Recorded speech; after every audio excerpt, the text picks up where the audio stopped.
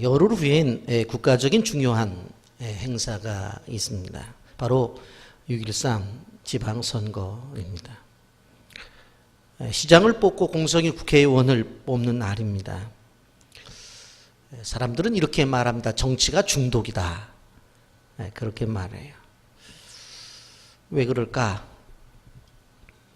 한번 정치의 맛을 본 그런 사람들은 끊을 수 없다고 이야기하는 것을 봅니다.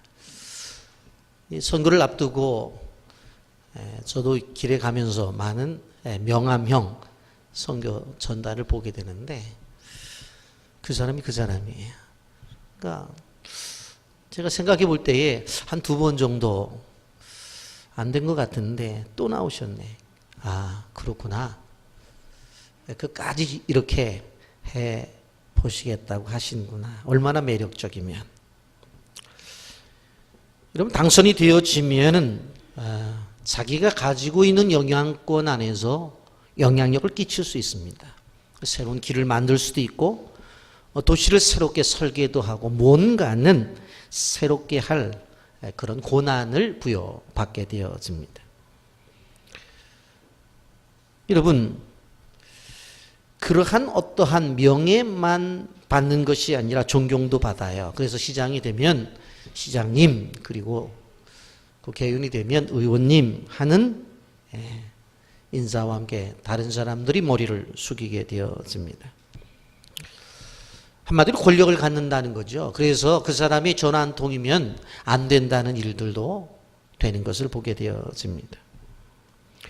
우리나라에서는 청와대 권력이 막강하죠. 그래서 청와대에서 결정하면 수천억이 들어가는 것들도 그냥 진행이 되어지는 것을 봅니다. 그래서 청와대의 직원으로 들어가는 것들도 영광으로 생각하는 것들을 보게 되어집니다. 여러분, 그런데 세상의 권력은 그렇다고요. 그런데 아이러니하게도 예수님의 제자들도 권력에 대한 관심을 가졌다라고 하는 것입니다. 예수님을 따라갈 때 그들이 어떻게 했어요? 집도 버렸죠. 직장도 버렸죠. 더 나가서 가족도 버렸어요. 베드로 같은 경우는 배와 부친을 버렸다고 그랬어요. 그럼 다 버린 거잖아요. 직장도 버리고 집도 나왔고 그리고 가족도 다 버렸단 말이에요. 그래서 예수님을 따르는 사람들이에요. 그런데 이들을 바라볼 때에 이런 걸 다 버렸다고 했는데 권력에 대한 기대와 욕망을 가지고 있다는 것이 참 이해하기 힘들어요. 저는 설교를 준비하면서 이 부분에 와서 멈추고 많은 생각을 해봤어요. 그리고 좀 웃음이 나오더라고요. 야, 다 버렸다 했는데 권력의 욕구만큼은 못 버린 거예요. 여러분, 예수님을 따라간 사람들이 메시아로 따라갔거든요. 그리고는 예수님을 중심으로 세우려고 하는 메시아 왕국을 세우려고 했단 말이에요.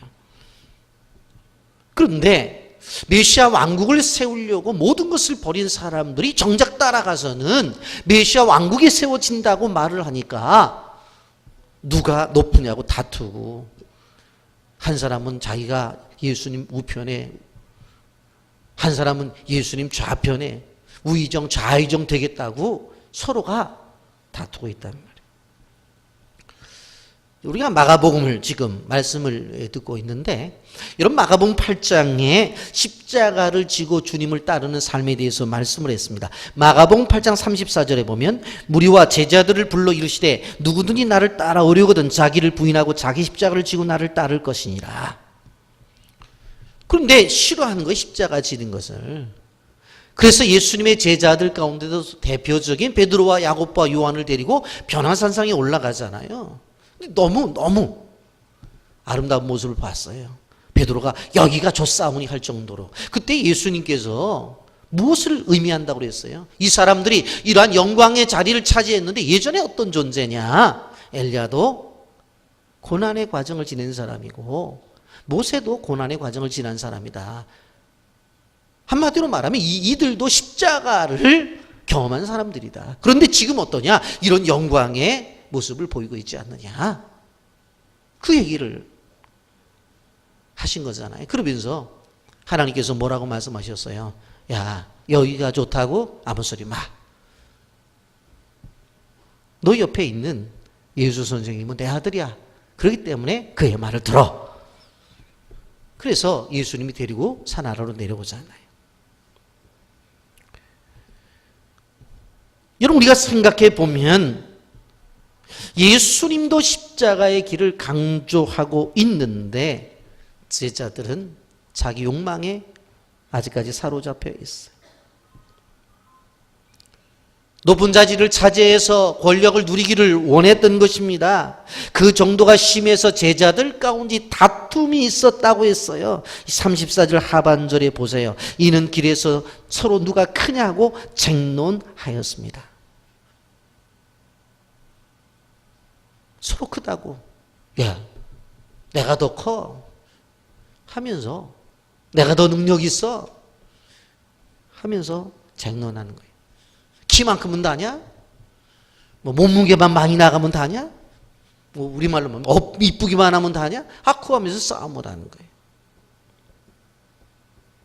여러분, 제자들의 모습을 보면서 우리가 생각하는 것은 제자들만 이런 모습을 하고 있느냐? 예수를 믿는다고 하는 우리들은 어떠한 모습인가? 생각해 볼 필요성이 있어요. 우리가 예수를 믿는다고 말할 때 단순히 입술로만 예수를 믿는다고 말해서 안 돼요. 소위 말해서 총체적으로 예수 믿는 사람들이 돼야 돼요. 생각과 말, 행동과 모든 태도 속에서 저 사람은 예수를 믿는 사람이라고 말할 그런 사람들이 되어져야 된다고 하는 거예요. 그런 삶 속에는 반드시 자기 부인과 자기 희생의 삶이 필요해요. 한마디로 말하면 십자가의 삶이 필요해요. 이런 예수를 믿는 사람들이 그 예수를 믿는 것 때문에 받는 혜택에 대해서는 관심이 많아요. 그런데 그 예수를 위해서 희생하는 것에 대해서는 별로 관심이 없어요. 우리 집사님들과 그리고 또 권사님과 대화를 해보면 목사님 너무너무 좋아요. 왜? 하나님이 복을 주셨어요. 그래서 이만큼 잘 살게 되었어요. 이번에 기도했더니 예수님이 건강을 주셨어요. 우리 애가 이번에 그 어려운데 합격을 했어요. 우리 남편이 이번에 진급을 했어요. 목사님 하나님 축복을 해주셔서 이 적은 비용을 가지고 더 좋은 집을 샀어요. 수많은 이야기들을 해요. 그런데 정작 믿음의 사람들이 입에서 목사님 이번에 제가 주님을 위해서 이걸 버리기로 했어요. 내가 예수님을 위해서 이러한 희생을 감당하려고 마음이 준비를 하고 있어요. 내가 하나님의 나라를 위해서 이 모든 것을 내려놓겠어요 라고 하는 간증은 많지 않다는 거예요. 어떻게 보면 예수를 믿는 것이 자기의 욕구를 위한 예수님이 수단이 될 때가 있다는 거예요. 여러분, 그렇다고 해서 제가 예수님을 믿음으로 부자가 되고 건강을 찾고 자녀가 잘 되고 남편이 잘 되는 것을 부정하지 않아요. 그렇게 되셔야 돼요. 그렇게 되셔야 돼요. 저는 그렇게 되길 원해요.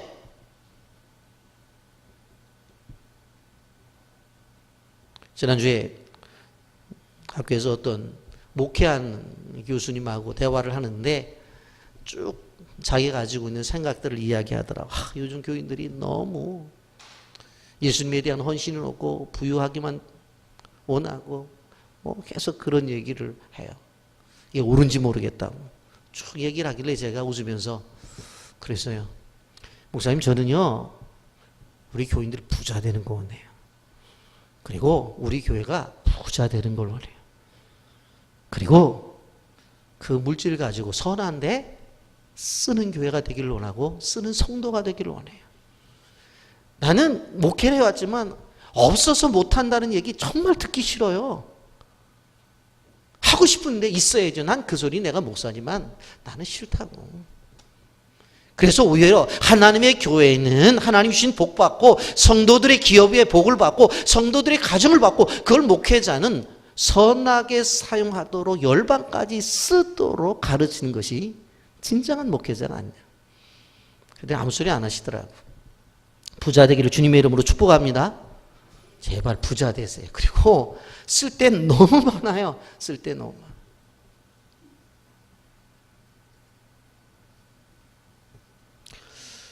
그런 오류에 처해 있는 제자들에게 예수님이 말씀을 하신 것이에요.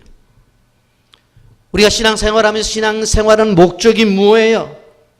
주님은 십자가를 지는 삶을 이야기했는데, 아니면 내가 예수님 믿고 따라가는 것이 자기 욕망을, 내 욕망을 채우기 위한 것인가? 여러분, 우리는 변해야 돼요.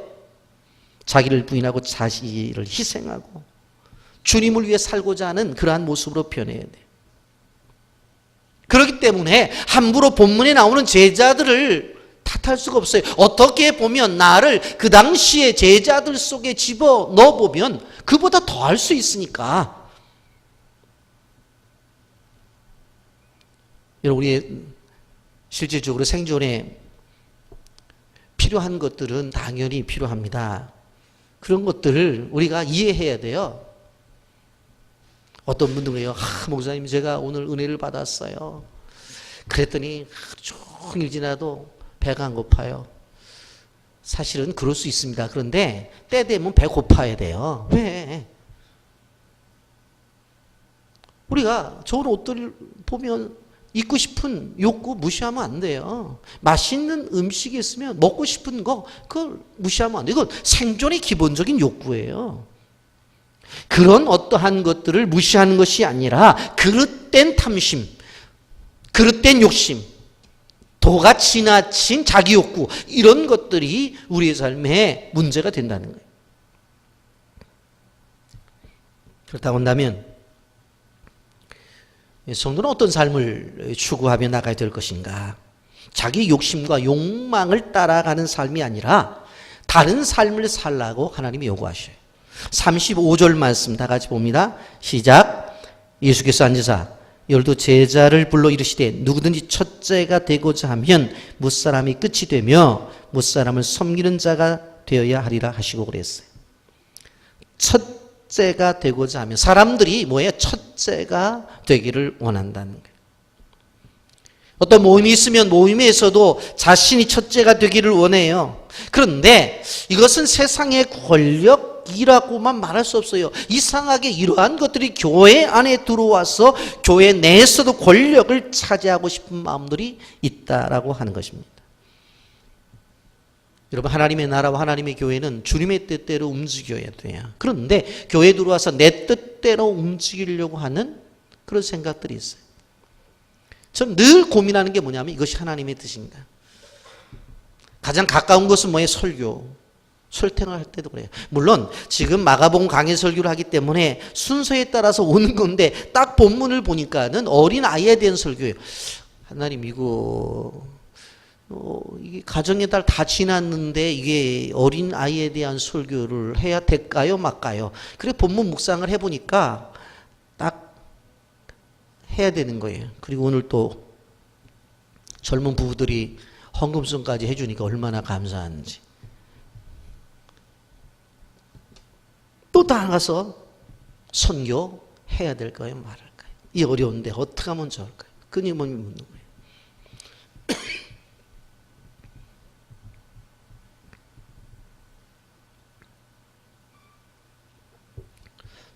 교회 건축도 마찬가지예요.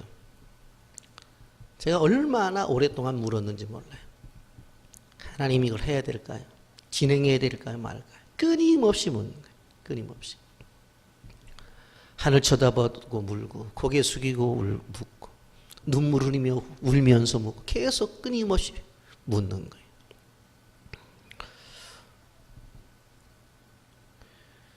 여러분, 주님이 말씀하시는 것은 어떤 권력의 욕구가 있을 수 있는데 이런 것들이 교회 안에까지 들어와 있다라고 하는 거예요. 교회 안에 들어온 것을 부정할 수 없어요. 왜? 제자들이 그런데 어떻게 교회 안에 들어온 것을 부정할 수 있어요? 그래서 집사라고 부르는 것보다는 권사라고 불리는 것이 낫다고 해서 아유, 이번에 임직할 때 해. 그래도 집사보다 권사가 낫잖아. 이렇게 해서는 안 된다는 거예요. 여러분, 집사보다는 안수집사가 낫고 안수집사보다는 장로가 낫고, 그러니까 한번 해봐. 그렇게 해서는 안 된다는 거예요. 여러분, 우리가 생각해보면 어떤 집사님이나 장로님이나 권사님이나 목사보다도 성경 속에서 나타난 더 영광스러운 단어가 있어요. 그것이 무엇입니까? 거룩한 물이라고 하는 성도고 거룩한 백성이라고 하는 성민이. 예? 그것이 더 하나님 앞에 영광스러운 이름이에요. 한국교회가 그런 것들은 생각해 봐야 돼. 그래서 교회 안에 직분이라고 하는 것은 수직적인 관계가 아니에요. 목사님이 제일 위에 있고 그 다음에 장로님이 있고 이런 수직적인 관계가 아니라 하나님께서 은사를 따라서 주신 직분을 따라서 수평적 관계예요. 교회는 목사님이나 장로님이나 권사님이나 집사님이 함께 손을 잡고 나가는 구조가 되어져야 되는 것이지 상하 구조가 되어서 위에 사람이 아래 사람을 시키는 구조가 되어서는 안 돼요.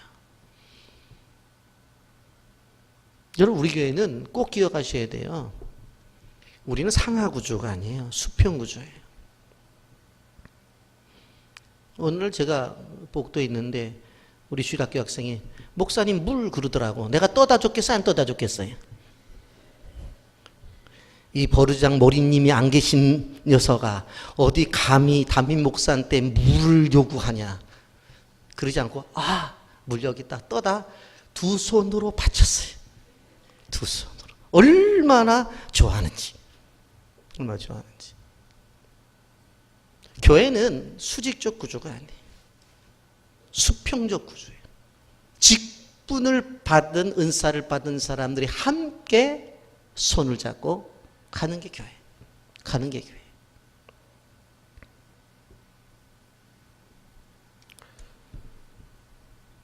여러분, 그런데 이 세상적인 어떠한 방법이 교회 안에 들어오고 세상적인 가치관이 교회에 들어오면 그 교회는 큰일 나요. 예수님이 말씀하시는 가치관에 의한 성도들이 교회 안에서 만들어져서 함께 믿음의 생활을 하는 거예요. 예수님의 제자들이 서로 토론을 해요. 누가 더 큰 사람이냐? 언쟁을 하고 있어요. 그래서 예수님께서 그들의 마음을 보시고 35절에 이렇게 말씀하시는 거예요. 예수께서 앉으사 12 제자를 불러 이르시되 누구든지 첫째가 되고자 하면 뭇사람이 끝이 되며 뭇사람을 섬기는 자가 되어야 하리라. 길을 가면서 다퉜단 말이에요. 이제 가서 앉아가지고 이 얘기를 해주는 거예요. 야, 얘기 좀 하자. 여러분, 학교에서 지도자론이라는 게 있습니다. 리더십 과정에. 그런데 그 지도자론이라고 하는 것을 공부하다가 보면 거기에 바로 소제목들이 있는데 거기에 보면 인도의 리더십 쭉 나오다가 섬김의 리더십이라는 그러한 부분이 있어요. 그런데 이 섬김의 리더십을 오해하면 안 돼요. 보면 말은 얼마나 좋아요. 그런데 그 섬김으로 말미암아 자기가 리더가 되겠다고 하는 것들이 숨겨져 있어요. 그러면 안 되는 거예요. 섬김 자체가 나의 비전이고 나의 사명이 되어서 섬겨야 되는 것이지 내가 이것을 섬김으로 말미암아 내가 권력을 취하겠다고 하면 섬김은 도구가 되는 거예요. 그러면 안 되는 거예요. 대통령이든 국회의원이든 뭐 시의원이든 뭐 구의원이든지 간에 선거 때 되면 얼마나 섬기겠다고 그래요. 여러분들 오늘도 나가보세요. 섬기겠다고 막 나눠져요. 당선됐어요? 당선된 다음에 보신 분 계세요? 안 계세요? 저 한 번도 못 봤어요. 선거 기간 동안에 누차 사거리에서 보는데 선거 끝난 다음에 당선되든지 안 되든지 간에 뵌 분이 안 계셔. 뵌 분이 안 계셔.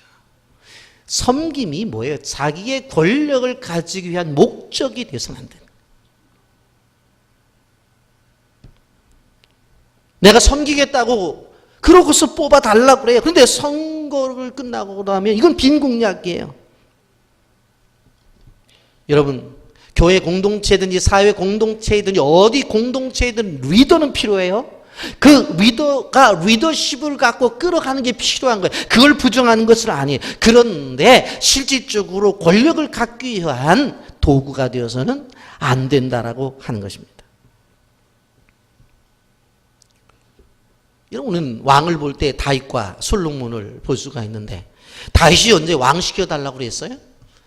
어렸을 때에 하나님 형 사무엘이 와서 왕으로 안수해 주잖아요. 그리고 고난의 과정을 통해서 왕이 되잖아요. 근데 솔로몬은 왕의 아들이기 때문에 왕이 됐어. 그런데 전체적으로 보면 다윗 행적과 바로 솔로몬의 행적을 보세요. 어떤가? 예수님은 어떤 권력과 지위를 탐하는 제자들을 가르쳐주기 위해서 눈에 보이는 한 어린아이를 데리고 와요. 그리고는 그 아이를 앞에 놓고 어떻게 해요? 바로 교훈적 말씀을 주시는 것을 볼 수가 있습니다. 아이를 세울 뿐만 아니라 안아주셨다고 성경은 말씀하고 있습니다. 그렇다면 왜 수많은 설명을 할 수 있는 그러한 방법이 있음에도 불구하고 아이를 데리고 이렇게 제자들을 설명하셨을까? 아이들에게 특징이 있습니다. 첫째는 뭐냐면 아이들이 겸손해서 그래요. 여러분, 아이들에게 배울 수 있는 것이 뭐예요? 겸손이에요. 겸손. 이런 보통 이야기할 때, 아유, 뭐지, 목사님, 저 집사님은 좀 조금 교만기가 있는 것 같아요. 아유, 저 권사님은, 아유, 그냥 어떻게 뭐, 권사님이 됐는데도 그 교만기가 사라지지 않았어요. 그렇게 얘기는 해요. 그런데 어린아이한테, 아유, 쟤는 왜 그렇게 교만한지 모르겠어. 그런 얘기는 제가 볼 때는 거의 안 해요. 아이를 향해서 교만하다는 얘기는 안 해요.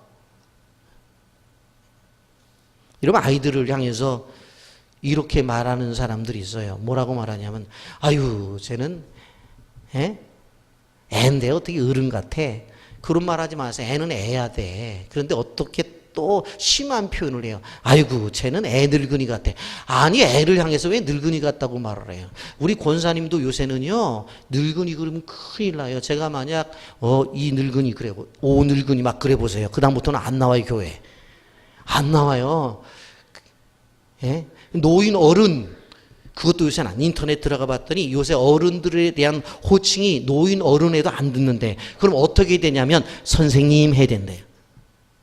야, 그래서 앞으로는 제가 이제 권사님들한테도 선생님 이제 그럴 거예요, 보면. 여러분, 어린 아이들은 순수하거든요. 근데 교회를 오래 다니다가 보면은 평가를 잘해요. 설교도 평가하고 평가를 잘해요. 다른 사람도 평가해요. 평가하고 더 나가서 판단을 한단 말이에요. 그게 문제예요. 그래서 뭐라고 말해요? 교회 다니는 사람 말을 잘한다. 어떤 사람이 그랬어요. 예수 믿는 사람 천당 가서 천당이 아마 수영할 때면 입만 동동 뜰 거라고. 하도 말을 잘해가지고. 여러분, 우리가 그리스도인으로 알아야 될 것은 실질적으로 잘못된 것과 다른 것은 구별을 할 수 있는 능력은 우리가 가져야 되는데, 그런데 그런 것을 가지고 함부로 말을 해서는 안 돼요. 바지를 입을 수 있고 치마를 입을 수 있는 거지, 그거 다른 것이지 뭐가 잘못된 건 아니잖아요. 오늘 날씨가 좀 더우니까 반팔을 입고 올 수도 있고 옷을 입고 올 수도 있는데 그게 다른 거지, 그게 잘못된 건 아니잖아요. 뭐 하나를 잘못됐다고 얘기하면 안 돼요. 머리를 기를 수도 있고 자를 수도 있는 거지, 그걸 가지고 뭘 잘못됐다고 말해요. 자꾸 우리는 습관이 자기와 다르면 잘못됐대, 그러면 안 되는 거예요. 기도도 마찬가지예요. 바리새인들 보세요. 두 손을 높이 들고 기도했어요. 그런데 죄인은 와서 고개를 푹 숙이고 눈물을 흘리면서 제가 죄인입니다 그랬더니 그거 잘못됐대. 아니, 두 손 들고 손 들고 기도할 수도 있는 거고 고개 숙이고 기도도 할 수 있는 거지. 예? 어떤 분들은 해요. 아유, 목사님 저 권사님 기도하는 줄 아세요? 잠자고 있지. 성경에 묵상 기도도 있어요. 가끔가다 그래서 그렇지. 묵상 기도도 있다니까. 그거 무시하지 말라니까. 아, 묵상으로 기도하시는구나. 그러고 그 넘어가야 되지. 아유, 가만히 보세요, 목사님. 입 여나. 입도 안 열고. 성경에 묵상 기도도 있는데 왜 무시하려고 그래요? 나와 다른 것이 나쁜 것은 아니에요. 나와 다를 뿐이지. 그들의 존재를 인정해 줘야 돼. 그들의 가치를 인정해 줘야 돼요. 인정해 줘야 돼요. 이런 바리새인들이 얼마나 신앙생활을 열심히 했어요. 일주일에 이틀 동안 금식하고 두 손을 높이 들고 기도를 하고. 그런데 다른 사람들에 대한 이해가 없잖아요. 다른 사람 판단하잖아요.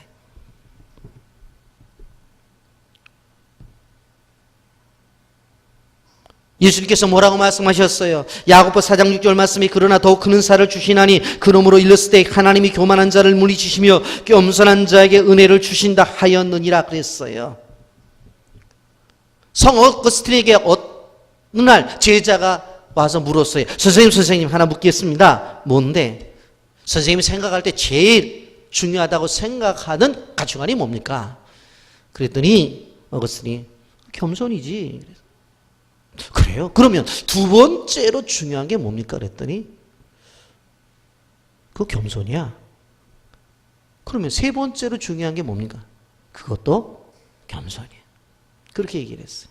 프랑스의 작가 안드레 지드는 겸손을 생활 철학으로 삼아라 그렇게 말을 하면서 이렇게 말했어요. 겸손은 천국문을 여는 열쇠이고 교만은 지옥문을 여는 열쇠다. 따라서 하십시오. 겸손은 천국문을 여는 열쇠이고 교만은 지옥문을 여는 열쇠이다. 어린 아이들의 첫 번째 덕목은 겸손이에요. 근데 교만이 왜 나오는 줄 아세요? 교만이 지식이 있을 때 나와요. 내가 배운 것은 그렇지 않다는 거거든요. 경험에서 나와요. 내가 경험한 바에는 그렇지 않다는 거거든요. 그런 것에서 나오는데 어린 아이들이 뭐 경험이 많아요. 배운 게 얼마나 많냐고. 그러니까 아이들은 자연적으로 겸손해요. 그런데 어른들에게 복음을 전하잖아요. 그 힘들어요. 아이들은 천국과 지옥을 이야기 주면 이런 천국 갈래? 이런 지옥 갈래? 그러면 아니 저는 지옥 가기 싫어요.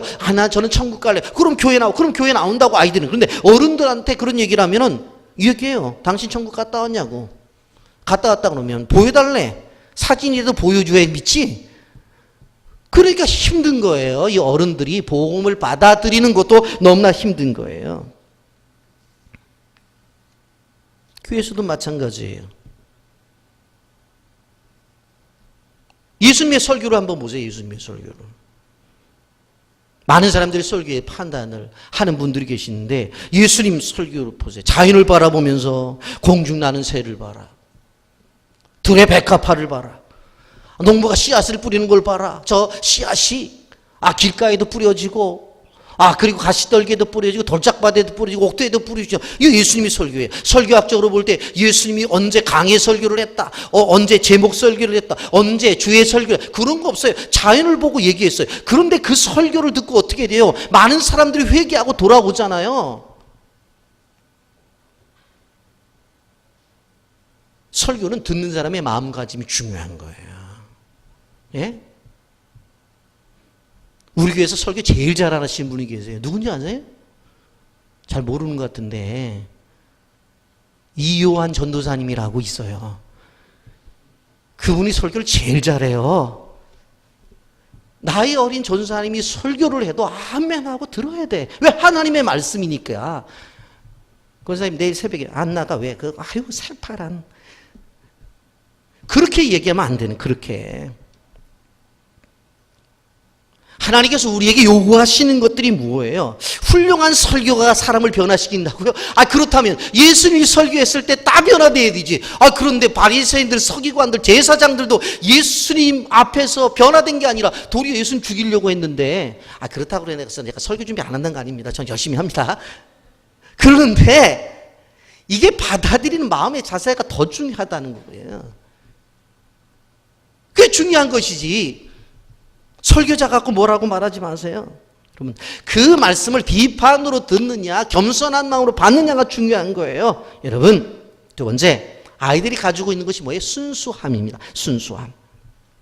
몇 년 전에 나온 영화 가운데 할렐루야라는 영화가 있는데 이 박중훈 씨가 주연으로 나왔는데 선교 헌금을 사기치는 거예요. 그래서 거기 포스터에 이런 문구가 있습니다. 고린도전서 13장 13절 말씀, 믿음 소망 사랑이라. 믿음 소망 사기는 영원토록인데 그 중에 제일은 사기니라. 그게 나와요. 여러분, 세상을 살아가는 방법 가운데서 최소한도 부모님은, 그리고 교회학교 교사들은, 또 교회 안에서 가르치는 목자들, 마을장님들은 진리를 가르쳐야 돼요. 그 진리가 뭐예요? 베풀고 나누고 섬기고 드리는 삶을 통해서 하나님이 주시는 걸 경험하는 거예요. 그런데 어떻게 가르쳐요? 세상 모든 사람들과 싸워서 이겨라. 경쟁 사회다. 자본주의 사회다. 어떤 경쟁에서라도 내가 이겨야 된다. 그래서 어른들 때문에 아이들이 가지고 있는 순수한 마음이 상실되어져 버려요. 여러분이 잘 알고 있는 피카소라는 사람. 여러분 세계 역사 속에서의 그림으로의 대가잖아요. 근데 그 사람의 그림 보세요. 생선 뼈다귀가 딱 찍혀 있는 게 있어. 그게 뭐냐면은 생선을 먹다가 뼈가 나오니까 그냥 꺼내가지고 물감칠해가지고 벽에다 붙는 거예요. 그게 이게 세계적인 그림이래.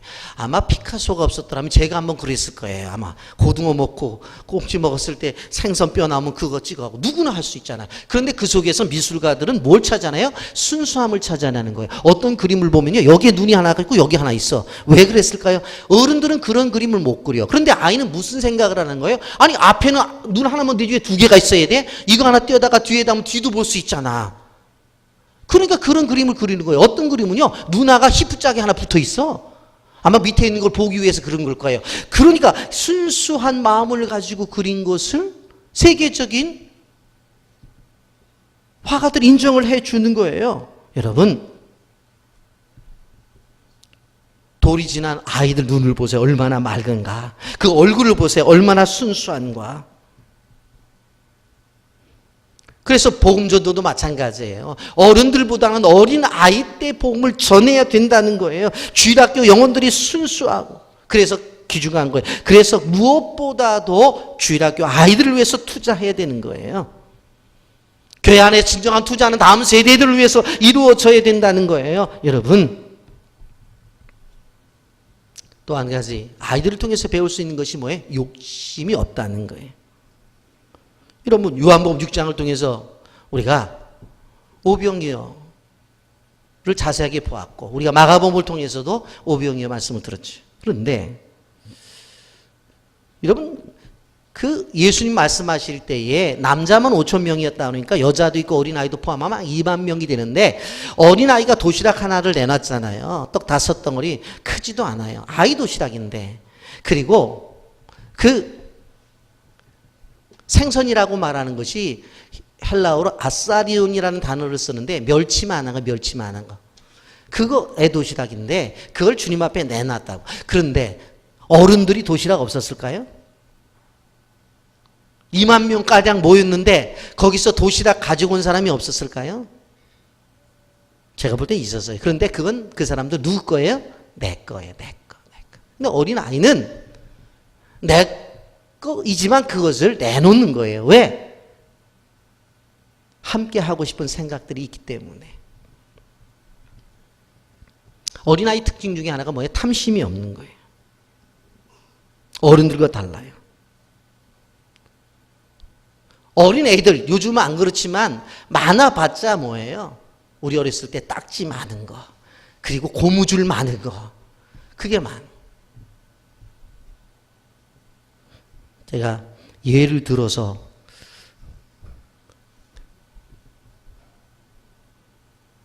될지 안 될지 모릅니다만은, 여러분, 제가 우리 교회에 송기택이라는 청년이 있는데, 옛날에 어렸을 때 한번 교회에서 끝나고 딱 지나가는데 뭐 아파트 그 지하 들어가는 데서 등치가 큰 녀석이 딱지를 이렇게 쌓아놓고 있는 거예요. 그래서 이렇게 봤더니 아는 애야. 그림도 유명한 송기택이. 그 제가 집에 가라고 그랬더니 이 딱지, 그 딱지가 뭡니까? 종이밖에 안 되잖아요. 그게 뭐라고 집에 안 들어가고 아파트 입구에다 딱지를 이렇게 쌓아놓고 있냐. 여러분, 어른들은 그렇지 않아요. 보면 기껏 해봤자 종이 딱지, 고무줄 몇 개 더 있는 거, 그거 하나가 소중하게 생각하는데 어른들은 그렇지 않아요. 여러분, 어른들이 문제에 빠지는 것이 신학견 탐욕 때문에 그래요. 성경에 보면 아간이 나오잖아요. 여리고 성을 점령할 때 다 놔두고 오라고 그랬어요. 그런데 이 아간이 외투 한 벌과 은 20세겔과 50세겔 금덩어리 그거 하나 갖고 나와. 그런데 여리고성 전체에서 이건 얼마 되지도 않아요. 그런데 이 아간 때문에 이스라엘 민족이 패배를 하고 그가 죽임을 당하지 않아요. 여러분 게하시도 마찬가지예요. 엘리사 몰래 나만 장군에게 가가지고 2달란트와 옷 2벌을 욕심부리다가 불치의 병에 걸리고 말잖아요. 신학시대의 아나니아와 삽비라 다 바친다고 해놓고 반만 드리고 약속을 지키지 않아서 결국은 죽음을 맛보잖아요. 사람들의 욕심은 끝이 없어요. 갖고 싶은 것, 하고 싶은 것, 해야 할 것들, 그런 것들이 너무 많아요. 중년 사는 여성들에게 물어봤어요. 남편하고 돈이 있는데 둘을 선택하려면 남편을 선택하겠느냐 돈을 선택하겠느냐. 그랬더니 남편은 없어도 돈만 있으면 된대요. 우리 교회 집사님 권사님들은 안 그렇습니다. 남편 선택합니다. 저는 그렇게 믿어요. 그렇게 생각했어요. 왜? 세상의 가치관을 따라가기 때문에 그래요. 우리는 하늘의 가치관을 따라가는 사람들이에요. 최소한도 믿음이 있는 사람들은 돈으로 인생을 살아가는 것이 아니라 하나님으로 살아가는 거예요. 그리고 하나님이 주신 은혜로 살아가는 거예요. 여러분, 어린 아이들, 그 아이들을 보세요. 제가 언젠가 텔레비전을 이렇게 보게 되어지는데 시리아 내전으로 인해서 이 사람들이 바로 도망을 나왔어요. 근데 그 속에서 어떤 일이 벌어지느냐. 애들은 줄을 걷고 실질적으로 그 안에서 놀이를 하고 있더라고요. 지금 고향 땅을 떠났어요. 집을 떠났다고. 그 유엔에서 정해준 그 지역에서 살고 있어요. 언제 떠날지도 몰라. 그리고 언제 폭탄이 터져서 죽을지도 몰라. 그러한 상황 속에서 얘들은 어떻게 해요? 놀이를 하고 있다. 아이들이 가지고 있는. 저도 장례를 꽤 많이 다녀보고 장례를 인도합니다만 가장 가슴 아픈 게 뭐냐면 젊은 아빠나 엄마가 돌아가셨는데 애들은 좋은 거예요. 왜? 냉장고에 주스도 마음대로 갖다 먹을 수 있고 물도 갖다 먹고 우유도 갖다 먹고 다 갖다 먹는 거예요. 아이들이 순수함이 있어서 그래요. 여러분 야고보서 1장 15절 말씀에 보면 뭐라고 말해요? 욕심 잉태한 즉 죄를 낳고 죄가 장성한 즉 사망을 낳는다고 했어요. 여러분 아이들에게 있어서는 엄마만 있으면 돼요. 젖을 물리는 엄마가 젖을 먹였을 때 얘네들이 다 끝나고 나서 대개다 품에서 젖을 다 먹으면 아이들은 잠이 들어요. 우리처럼 애가 젖 먹고 나서 엄마 커피 한 잔? 뭐 그런 애 없어요. 엄마 젖 먹고 나서 아유 과일이라도 한 조각 먹어야 되지 않겠습니까? 그렇게 하는 아이가 없어요. 아이들에게는 주어지면 그것으로 충족하면 그 다음에는 다 필요가 없어요. 다 필요가 없어요. 여러분 이러한 설명을 하시면서 예수님께서 말씀하신 것이 뭐예요? 이런 아이들 영접하라고 하는 거예요. 37절 말씀 다 같이 읽어봅니다. 시작. 누구든지 내 이름으로 이런 어린 아이 하나를 영접하면 곧 나를 영접함이요. 누군지 나를 영접하면 나를 영접함이 아니요 나를 보내신 이를 영접함이니라. 아이들을 주님을 섬기듯이 섬기라는 말이에요. 아이들을 섬기는 것이 주님을 섬기는 것이다. 그 얘기를 하면서 아이들과 같이 되라는 거예요. 해방 후 대한민국에 유학생 1호를 기록한 젊은이가 있습니다. 미국에 들어가 공부를 해서 공부를 잘해 이제 학위를 받게 되어지는데 고국에 전쟁이 일어났다는 이야기를 들어요. 교수님을 찾아가요. 고국에 전쟁이 일어났기 때문에 돌아가기를 원합니다. 젊은이들이 피를 흘리고 죽어가고 있습니다. 미국 교수가 얘기했어요. 얼마 안 있으면 학위를 받게 될 텐데 공부마저 해야지 그랬더니 아니 조국이 망하는데 학위가 뭐가 필요합니까? 하고는 비행기를 타고 고국에 돌아와요. 근데 자원 입대를 요청하지만 나이가 많아 받아줄 수 없다고 하는 이야기와 함께 얼마 안 있어서 전쟁이 끝나버려요. 전쟁으로 끝났을 때에 버려진 아이들을 데려다가 감자를 삶아 먹으면서 고아원을 만들어요. 선교사들이 세웠던 학교들이 학생이 없으니까 그것을 중심으로 해서 아이들에게 공부를 가르칩니다. 그 이야기를 듣고 숭실대학교에서 부총장으로 청빙이 와서 일 좀 해달라는 거예요. 근데 그가 기도를 해요. 결정을 내려요. 그가 이런 이야기를 해요. 내가 부총장으로 가는 것이 하나님의 뜻이 아니라 오히려 시골에 버려진 아이들을 데려다가 감자 고구마를 삶아 먹이고 이 아이들을 키우는 것이 하나님의 뜻이다. 그래서 시작을 합니다. 그게 그 유명한 거창고등학교의 전영창 교장의 이야기예요. 여러분, 아이들을 위해 섬길 때 엄청난 하나님의 상급이 있다고 하는 것을 믿는 믿음의 사람의 행동이에요.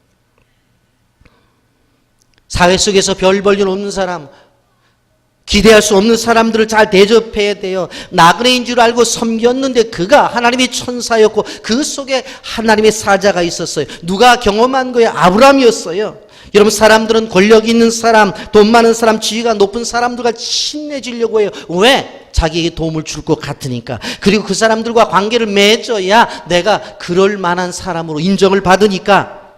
예수님의 방법은 달라요. 낮은 자, 비천한 자, 아무것도 내게 도움이 없는 자를 찾아가라는 거예요.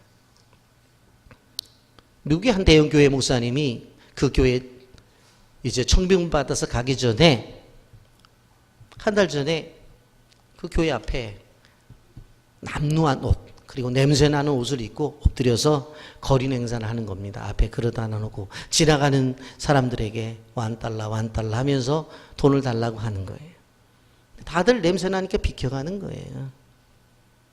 어떤 사람은 그랬겠죠. 아유, 저 인생 불쌍하다. 난 저렇게 안 살아서 감사하다. 하나님 감사합니다 하고 교회로 들어갔겠죠. 그런데 그 목사님이 부임 예배 때 이런 얘기를 해요. 한 달 전에 교회 앞에 남루한 옷을 입은, 냄새나는 옷을 입은 거지가 한 명이 있었습니다. 그런데 이 교인들이 다 지나갔습니다. 그 소리를 들었을 때, 야, 목사님이 숨어서 봤겠구나. 그런 생각을 했었겠죠. 그런데 목사님 뭐라고 말해요? 그게 바로 저였습니다. 그게 나였습니다. 거지 모습으로 하고 부임하기 전에 그 교회 앞에서 엎드려서 돈 몇 푼을 구걸한 거예요. 근데 교인들은 그걸 몰랐대, 지나간 거예요. 저도 한번 해볼까요? 근데 저는 들켜요. 이제 목소리도 알고 다 알아가지고. 예? 여러분 아셔야 될 것이 교회 안에서는 인사를 안 하는 사람이 있어서는 안 돼요. 교회 안에서는 말 걸기를 안 하는 사람이 있어서는 안 돼요. 어린아이부터 어른까지 다 대화가 되어져야 되고 다 인사가 나눠져야 돼요. 그게 안 된다고 하면 진정한 그리스도인이 아니에요. 그가 아무리 죄인이라 할지라도. 여러분, 약자에게 관심을 갖고 소외된 사람에게 관심을 갖고 나보다 낮은 사람에게 관심을 갖고 그들에게 다가가는 모습이 진정한 그리스도인의 모습이에요. 영국의 신 윌리엄 위드워즈는 이렇게 말했어요. 어린이는 어른들의 아버지라고 말을 했어요. 왜요? 어린 아이들에게 배울 점이 많다는 거예요. 여러분, 겸손한 마음과 순수한 마음, 큰 욕심을 부리지 않는 마음이 그러한 마음인 것입니다. 그래서 예수님께서 아이를 가운데 세워놓고 제자들을 가르친 것입니다. 어린아이가 당시에 약자였어요. 숫자에도 집어넣지 않는 존재들이었어요. 그런데 예수님은 그들을 세워놓고 이 어린아이 같이 되라고 말씀하고 있습니다. 꼭 기억하십시오. 높아지려는 욕심을 내려놔야 돼요. 권세를 가지려고 하는 그런 것들을 주님 앞에 다 내려놓아야 돼요. 오히려 어린아이를 본받아야 됩니다. 그래서 하나님의 나라를 바로 세워나가는 빛의 공동체 성도들이 되기를 예수님의 이름으로 축복합니다. 아멘. 거룩하신 하나님 아버지, 내와 사랑을